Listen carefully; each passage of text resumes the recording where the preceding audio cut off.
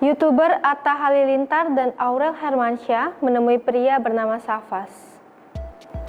Safas diduga melakukan fitnah dan pencemaran nama baik terhadap keluarga Atta Halilintar dan Aurel.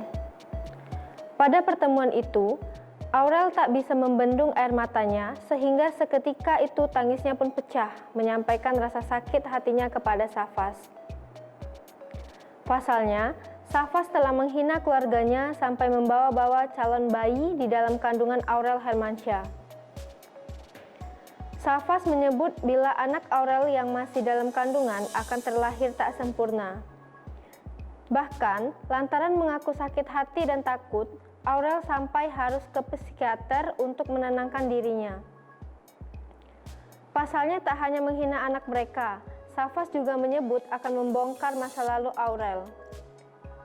Mengetahui kini Safas sudah diamankan polisi, ibunda Safas pun datang menemui Atta Halilintar.